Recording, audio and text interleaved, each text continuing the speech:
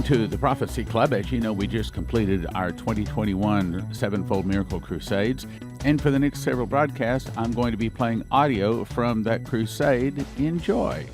So I'm going to talk about Miss the Mark. I said I would show you what the mark of the beast looks like, and I'm about to show you. First of all, what does the mark or the number look like? What I'm about to show you is some of the most important information in Christianity today, because I'm going to show you what the mark of the beast looks like. First of all, the yellow one at the top, we have three different witnesses, three different people that had dreams, that don't know each other, that did not conspire together, and they said that they were shown in the dreams that that is what the mark of the beast looks like. And then the bottom, we have two different people that said that this is what the number of the beast looks like. And I'm one of them, and Leslie's the other one. How do you say? I'm going to show you how I know. But Leslie woke up out of a dream, and she was shown the cover of this book, and she was shown that that is the number of the beast. Revelation 13:16, and he causeth all, both small and great, rich and poor, free and bond, to wear a mark, to wear a mask, to wear a mask and to take a vaccine. You get what I'm going at, right? Okay? That's where it's heading. And he causeth all, both small and great, rich and poor, free and bond, to receive a mark in the right hand, and that no man might buy or sell, save he had the mark, or the name of the beast, or the number of his name. It's actually five things that we should not do. So this is what we believe the yellow mark of the beast will look like. One of the three people said that she saw it as red. So whether it is yellow or whether it is red, we're still going to be able to spot it and make certain we aren't going to take it. So burn that into your memory. Be it yellow or be it red, that's what it looks like. We aren't going to take it in our forehead or in our hand. And Ken Peters said that's where he saw it in the hand. He makes a comment that even if someone was wearing a mask, it doesn't cover the mark. So you'll still be able to tell whether they have the mark or not.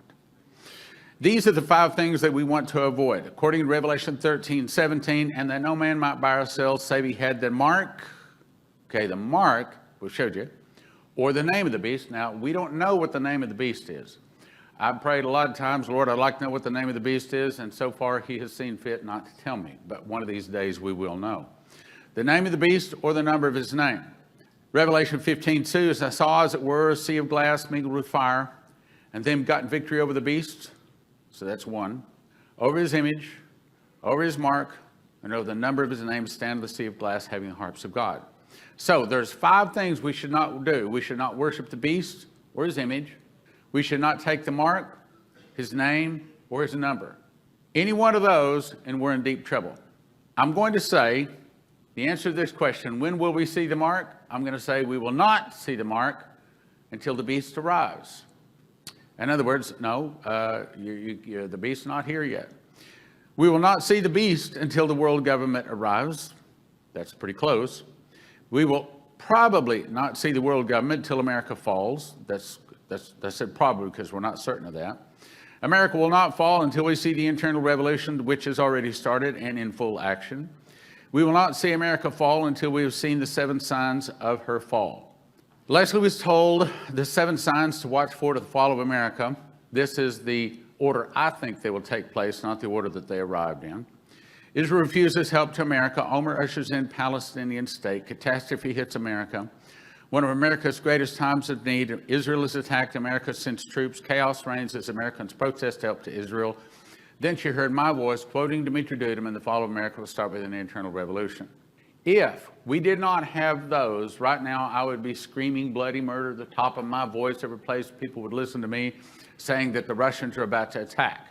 Now, is there any reason why that we might think that the Russians are about ready to attack? Did you hear that 3 Russian submarines just poked their launch capabilities above the Arctic?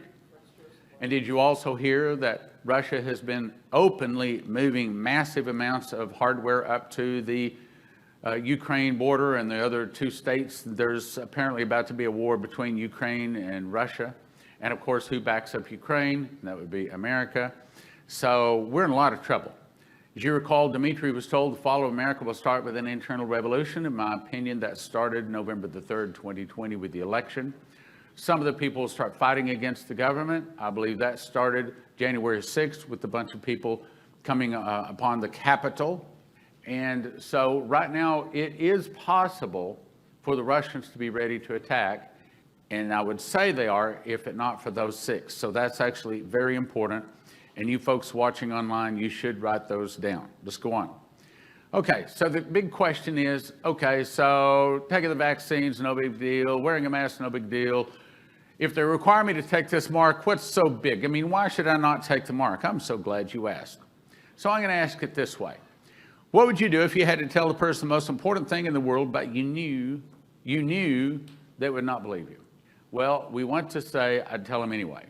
Well, the answer is, the most important thing to do is to accept Jesus. But the most important thing not to do, let me say it again, the most important thing not to do, the most important information in the world is do not take that mark of the beast. Most important thing to do is accept Jesus. The most important thing not to do not take the mark of the beast. Why? Throughout all human history, there are only, what I'm going to discuss right now, 3 groups of people. There's actually 4, but that's the nations. I'll skip that for another time. Those in the book of life who live forever. Those not in the book of life who are tossed into the lake of fire, which is body and soul death. Those people who take the mark and join the beast and the false prophet and Lucifer in perdition or hell in the lake of fire and brimstone without soul death. In other words, if you take the mark of the beast, you do not get soul death. Soul death would be a joy compared to being tossed into the lake that burns with fire and brimstone for all eternity, not by yourself, just burning there. That would be bad enough, but it's not by yourself. It's with the tormentors, Lucifer, the beast, and the false prophet. For all eternity, no hope of escape, no water, no help at all, total torment for all eternity. You don't want to take the mark of the beast. And you don't want your brothers, your sisters, your friends, neighbors, relatives, work friends, business friends, you don't want them to take the mark of the beast. So let's talk about group 3. What happens to them? Those taking the mark, Revelation 14:9 says, if any man worship the beast and his image, and receive his mark in his forehead or in his hand, the same shall drink of the wine of the wrath of God. That means God is going to give them the worst possible torment. What's torment? It's constant pain. You know how you get a little hangnail? Try to imagine pain all over your body. That's what we're talking about. Total, unbelievable, unescapable pain. It's for in him the same should drink of the wine of the wrath of God that is poured out without mixture. It means he didn't cut it at all. He didn't reduce it. It's total pain. Into the cup of his indignation, he should be tormented with fire and brimstone. Where? In the presence of the holy angels, in the presence of the Lamb, and the smoke of their torment ascendeth up forever and ever. It means they can't get out, and they have no rest day or night. In other words, there's no help. There's no water fountain there. There's nothing. It is total torment for all eternity.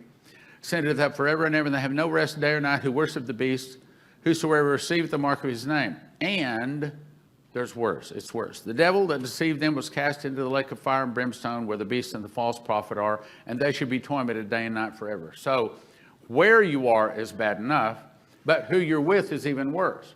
You're with the devil, the false prophet, and Lucifer, and all of his demons that are going to torment you for all eternity. If you think the pressure to take the mask, to take the vaccine, if you think that was pressure, wait till the mark of the beast comes out. I'm telling you, most humans on the planet will take that mark. Most. The only ones that won't are those people whose names are in the book of life, who have already got some really deep roots down into the rock so that when the rains come and when the winds blow, their house is not going to fall. Obadiah 1:16 says, they shall be as though they had not been.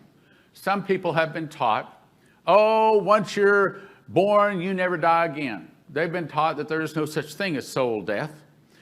Well, that's not true. Jesus said in Matthew 10:28, and fear not them that kill the body, but are not able to kill the soul, but rather fear him which is able to destroy both soul and body in hell. That's the good news, as opposed to being tossed into the lake of fire forever and ever and ever, and not get soul death. But how do I tell them all of this? This is complicated stuff. I'm not a prophecy expert. I'm so glad you asked. This is the cover that Leslie saw in her dream, and that spiral there represents 666. So let's take a look. Why is that spiral? Why does that spiral there in the center right of your picture, why does that spiral represent 666? Okay, let's take 666. And let's take a 6 and let's spin it around and let's put a tail on it. Now that's 66. Now let's put another 666. So that's actually 666. And you'll see that in a lot of different ways. Often they reverse it like that because everything the devil does, or everything God does, the devil just reverses it. So all of these represent 666. Now, why that particular spiral? Because let's take, for example, the top center spiral. What that spiral is saying, look up here for just a second so I can show you. That spiral is saying when someone comes into evil or comes into the realm of Lucifer, they're on the outside, but they keep spiraling downward and they keep getting closer and closer and closer to Lucifer or total evil on the center until finally they're right there in the center. That's what that's saying. It's called progressive evil. See, no one goes up to someone that's mainlining heroin and say, man, how'd you get to mainlining heroin? Well, just one day I was walking down the street and I just decided I was going to change my life. I decided I was just going to start mainlining heroin. It doesn't work that way. Here's the way it happens. Hey, man, take a puff. No, I don't like, I don't, take a puff. Go ahead. I mean, my mom and my dad smoked cigarettes. Years that mom and dad smoked cigarettes. Go ahead and try it. And then before long, it's, hey, take a puff. Nah, well, you smoke cigarettes. This is kind of like cigarettes, only it's a lot better. Then before long, hey, man, take a pill. Take a pill. No. Well, you know, you do marijuana. This is just marijuana and a pill. And then before long, it's, hey, man, take a shot. No, I don't want to take a shot. Well, you smoke cigarettes, you do marijuana, you do pills. This is just pill in a syringe. Progressive evil. See, that's what we're talking about. Here's the number of his name. That's what we believe it'll look like. These are some other ways they hide 666. Now, where have you seen that bottom right symbol? I'm also going to give you a disclaimer from seeing those things I'm going to be talking about. So I'm not saying any of these people, these fine companies are bad or intended to say anything bad or evil. It may be very well that to them this is just a decoration. Maybe even it's just designed by some graphic artist. They just thought it looked cool. On the other hand, I also believe that some of these companies know exactly. Let me give you a little bit of encouragement here. We trust Jesus with our eternity. Then we ask Jesus into our heart that he will really take care of us for all eternity. We trust Jesus with our daily lives to provide and protect. We also must trust Jesus with our death. We must believe that Jesus can and will see to it that we are not put through more pressure than we could possibly stand. 1 Corinthians 10:13, there is no temptation taken you, but such as common to man, but God is faithful, who will not suffer you to be tempted above that you're able, but with the temptation will also make a way to escape, that you may be able to bear it. So do not think that there's going to be a time that you're going to be put into a place, tested, tortured, tempted, whatever it is, that you absolutely must fall. And you might need to hang on to that because it might be pretty severe. But in other words, Jesus is not going to put us into a temptation or a test that we cannot succeed. Means if we're there, he also knows we have the strength to succeed. Correct? Okay? All right. If the rapture were to take place before the tribulation, now here's a little pre-tribulation thinking for you. If the rapture were to take place before the tribulation, who would be left to be forced to take the mark of the beast? Because this verse says that the beast forces people to take the mark. If all Christians are taken out before the rapture, who will he force to take the mark? The answer is no one. Because who is there if there was a pre-trib rapture? The only ones would be left would be sinners, foolish virgins would remain, and they would easily take the mark. The point is, no pre-trib rapture or the beast is coming for us. No pre-trib rapture is coming, and the beast is after us. So here's the verse. And he causeth all, both small and great, rich and poor, free and bond, to receive a mark on the right hand. You got that? In other words, if all of the Christians were removed, who would the beast be forcing to take the mark? Because most people would just take it. I mean, we've seen how easily they wear the mask and how easily they're taking the vaccine. By the way, I did not tell you to not take the vaccine. I can just tell you I'm not going to take it. I ain't taking it. All right, let's talk about the beast a minute. Yes, I know the most people refer to him as the Antichrist, but the really more correct way to refer to him is the beast. In May of 2000, Prophecy Club had Ken Peters speak about a dream he had had some 25 years earlier. The night God called him to be a prophet. The title of the beast is called I Saw the Tribulation. We have a DVD on the table over there. You can also go to watchprophecyclub.com and watch it instantly. Ken Peters said he saw the Antichrist. Maurice Sklar said he saw the Antichrist. Both of them agreed he was the most handsome man they had ever seen in their life. Matthew 24:24 says that there shall arise false Christs, false prophets, and show great signs and wonders. Show great signs and wonders. What are we looking for? What are most people on the earth looking for? Signs, wonders, miracles? That's what we're looking for. And what did the Jews say to Jesus? Show us a sign. So that's what everybody's looking for. So guess what? God is going to allow the beast to show them signs, lying signs and wonders. So much that if it were possible, it would deceive the very elect. So I got a question, prophecy students. Who is the beast trying to convince? Who's he after? Who's his target? Why do you think they want open borders? Who are they coming after? The Christians. They're trying to bring in enough non-Christians to dilute the vote so that they can take over. Everything the devil does is aimed at Jesus and his people. That's what it says. If it's possible, they would deceive even the very elect. So we have to have our eyes open, our ears open. We have to listen. And there was given him a mouth speaking great things and blasphemies.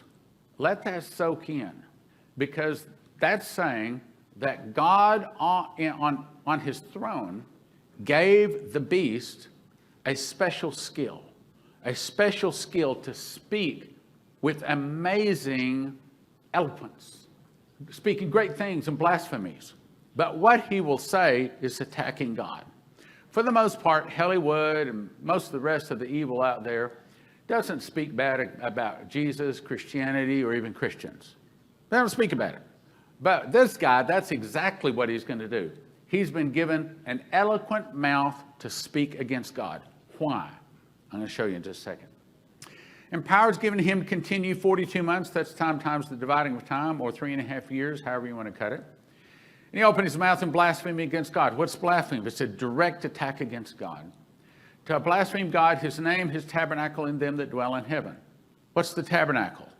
Well, it's the tabernacle, but it's also today the church. So he's going to speak against the church. He's going to speak against pastors. He's going to speak against them that dwell in heaven. That means all of the Old Testament and also the New Testament people. He's going to speak against the Bible. Count on it. And it was given to him to make war with the saints. Yes, that's probably bullets. But more importantly, what did it say? A mouth. So his mouth is going to be doing what? Making war against the saints. Right now, what we're experiencing with the pandemic is a mild war against the saints. What is the whole point of all of this virus thing? It's to take over. Take over. To start destroying a world that is basically built upon the Christian Bible, so that they can bring in another world that is a novus ordo seclorum, which does not mean a new order of the ages. It actually means novus ordo seclorum, seclorum as in secular, a new order without God. Why? Because they want to take a world based upon the Christian Bible to a novus ordo seclorum, or a world without God, so then they can switch them to the new God. Make war with the saints and to overcome them. To make war with the saints and to overcome them. But yet we were promised that the gates of hell shall not prevail against the church. Comes pretty close, but it will not prevail. And all that dwell upon the earth, how many? All that dwell upon the earth, how many? All that dwell upon the earth shall worship him. I'm glad this next sentence is there. Whose names are not written in the book of life, the Lamb slain from the foundation of the world. According to Maurice Sklar and his vision, which I believe is of God, where it was taken to heaven and shown the courtroom of God, Satan stood up and basically said, I was promised 7 years. And the beast stood up and said, and I was promised 3.5 years. And it's been 6,000 years. Time's up. I want my time. But Jesus pulled out and said, But I have been promised that all that the Father has given to me shall come to me. And the book of life has not had all of the people that are in the book of life come to me yet. So until that happens, you can't have your time. And I believe that what we're about to, I believe we already stepped over just this weekend somehow, stepped over a line in the Spirit, and we are now moving in a brief period of time where God is about to call the masses, not just America, but from around the world, people that never even heard of Jesus, will come into the fold and they will receive Jesus. Because this is the last few months, I hope, few years, but it may only be a few months, where God is going to complete filling the book of life, the Gentile book of life. Then he will go to the Jewish book of life. But when he finished filling the Gentile book of life, so Dimitri was told, then the tribulation will start. And by the way, I think I talked tonight on how to know when the tribulation started. It's either tonight or I guess it's tomorrow. In the future, I'll talk on how to know when the tribulation starts and how to spot the beast early. Very important stuff. All that dwell upon the earth shall worship him whose names are not written in the book of life of the Lamb slain from the foundation of the world. If any man have an ear, and I don't like this verse, but I'm just a delivery boy. I can tell you right now, you're not going to like it either. He that leadeth into captivity shall go into captivity. He that killeth with the sword must be killed with the sword. Here's the patience and faith of the saints. What does patience mean? The New Testament meaning is, don't race your car engine at the light, count to 10 before you say something, hold your tongue. That's patience. But the revelation meaning is don't quit Jesus. So when it says, here's the patience of the saints, he's saying, saints, you're not going to like what I'm about to say, but this is the way it has to be. Now, what did he say? He that leadeth into captivity shall go into captivity. That means if you turn people into the beast, you're going to be turned into the beast. You turn people into the New World Order, you're going to be turned into the New World Order. What did Jesus say to Peter? Put up the sword, because if you live by the sword, you die by the sword. And that's what the next word says. He that killeth with the sword must be killed with the sword. It's saying anyone that is coming after you, specifically because you do not have the mark of the beast, if you kill them, you will be killed. If you turn them in, you'll be turned in. So it's saying to the Christian, in that case, if they're coming after you specifically because you do not have the mark of the beast, I'm not saying you can't defend your family and other circumstances, but if they're coming after you because you do not have the mark of the beast, it's saying, don't kill them. That means our only option would be to run and hide. I didn't write the stuff. I told you wouldn't like it. I don't like it either, but that's the way it says. Us Texans want to pull out our shooting irons and say, let me introduce you to Betsy. Oh, Betsy. Let me show you Betsy. Daniel 7:21, and I beheld, and the same horn, that's the beast, made war with the saints and prevailed against them. His mouth speaking great things. He had power to give life unto the image of the beast, that the image of the beast should both speak and cause as many as would not worship the image of the beast should be killed. Meaning, in the middle of the tribulation, when the Antichrist goes in and sits on the golden chair, the golden throne of God, called the Ark of the Covenant, proclaims himself God, requires everybody to stop the animal sacrifice, everybody worship him. When he does that, and of course he has been given a wonderful amount, but when he does that, he is also going to require all of the people on the earth to make an image to the beast. Now, we don't know what that image is, but my best guess is it's probably some kind of a clone. It says image of the beast. That means it's not going to have the image of God in them. We're made in the image of God. We have a different DNA. So it'll have a different DNA. And it's then is issued order. And that he should both speak and cause as many as would not worship the beast should be killed.